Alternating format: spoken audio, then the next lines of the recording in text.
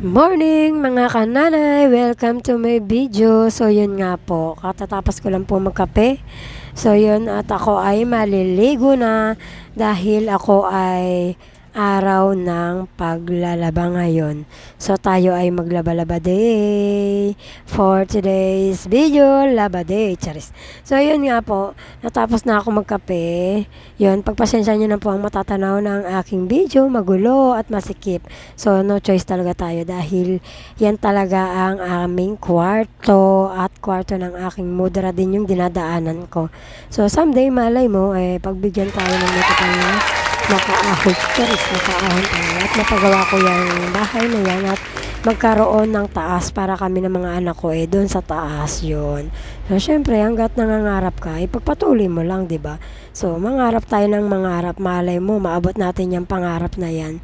So yun nga po, magtiis-tiis lang muna tayo sa masikip at makipot na daanan. Charis, makipot na daanan. So yan nga po, bigla ang may bumili kaya hindi pa natuloy ang aking pagligo. Pinagbentahan ko muna ang bumili dahil ang aking bunso niyan tulog pa.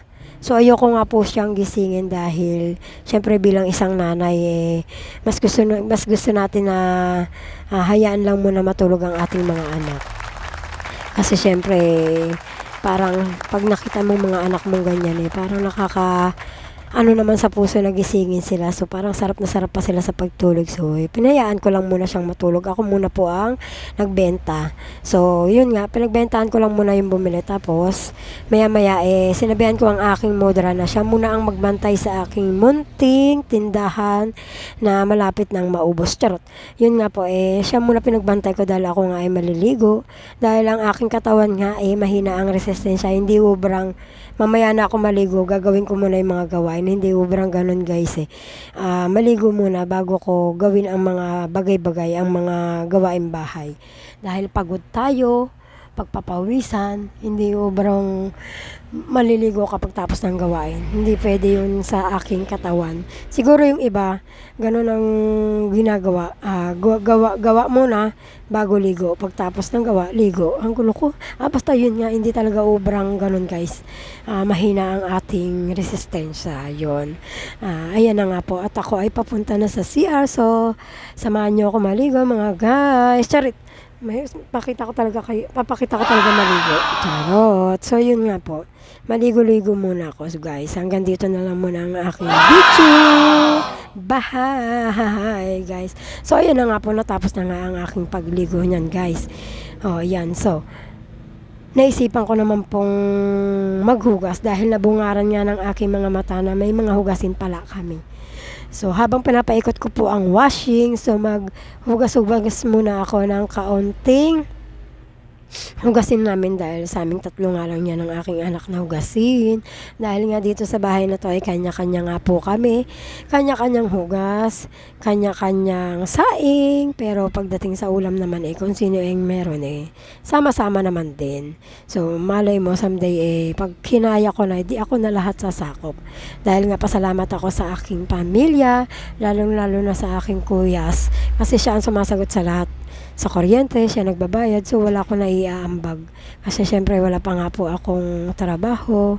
Ang pinagkukunan lang namin ng aming tatlong anak yung munting maliit na tindahan lang guys. So pasalamat ako sa aking kuya na siya ang sumasakop sa lahat ng gastusin sa mga billing.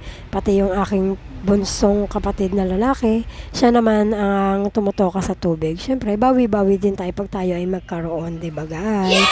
So, yun lang ang pinagpapasalamat ko sa aking pamilya na naiintindihan nila ako ngayon.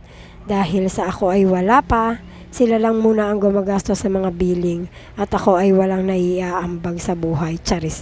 So, yan nga, naghuhugas-hugas ako ng pinggan. So, ayan nga po. Umistop na ang aking washing. Kailangan na natin siyang kusut-kusutan. So, ako nga pag ako ay nag-washing kahit pinaikot ko siya, kusutan ko pa rin. Ay, akala ko magkukusot. Magbabanlaw pa rin pala ng plato. So, yun nga po. Nagbabanlaw pa po ako ng plato niyan. Maliit na plato lang yan. So, ganyan nga ako pag kumain. Sa ganyang plato lang ako kumakain, guys. Sa maliit. So, yan. Kaya naisipan ko pong ganyan ang plato ko dahil diet tayo. Charit. So yun nga, sinasanay ko pong sarili ko na sa maliit na plato lang ako kakain para ano ba tawag doon, yung parang makokontrol ko po yung pagkain ko ng kanin dahil syempre nagkakaedad na tayo guys, kailangan na natin bawas-bawasan ng kanin.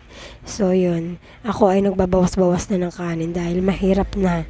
So ayan na po, totoo na po talaga yan, magkukusot-kusot na po ako ng damit niyan. So ewan ko ba, guys, nakasanayan ko po talaga siyang kahit na ibinawasing mo na siya kinukusot-kusot ko pa rin. So pagpasensyahan nyo na ang aking boses, nahihirapan po talaga akong magsalita dahil nga sa aking sipon. Pero nailalabas ko naman yan. Pasensyahan nyo na yung sinasabi ko. Meron pa rin po akong konting sipon mga guys. Kaya ganyan ang aking boses. So ayan po, likod lang ang nakikita. Charis. So nagkukusot-kusot nga po kasi ako nyan. Yan, puti po kasi ang aking inuunang labhan dyan mga guys. Kaya yan, kinukusot-kusot ko siya. Hindi ubrang pagkaikot ng washing bigla mo na lang siyang hahanguin. So kailangan pa rin talaga siyang kusutin. So yun nga ang aking pag-uugali sa paglalaba. So yung mga hipag ko nga na-curious sila bakit ang tagal-tagal ko maglaba sa paglalaba kahit washing na ang aking ginagamit. Ganun talaga hindi ko mapigil sa sarili ko na hindi ko pa rin kusutin kahit nga di color kinukusot-kusot ko pa rin siya kahit umikot na siya sa washing yun. So nababagalan nga sila sa akin dyan sa paglalaba ko. Pinipilit ko naman baguhin ang aking sarili sa paglalaba kaso hindi ko talaga siya mabago guys dahil yun na talaga tayo yun na talaga ang aking technique sa paglalaba. Kinukusot-kusot ko pa rin siya, parang hindi ako satisfied kung hindi ko siya kusutin sa kamay kahit na winashing ko na siya. So yun nga po guys, hanggang dito na lang ang aking video guys. Sobrang haba ng aking video ngayon dahil nga sa sobrang dami ko pong gawain. Kung tutusin na hindi pa kasama dyan yung pag-brush-brush ko ng mga sapatos guys. So yun nga po, mamaya i-upload ko rin po yung pag-brush ko po ng sapatos sa dami ko pong ginawa. So sobrang haba na ng aking video. So hanggang dito na lang guys. Bye!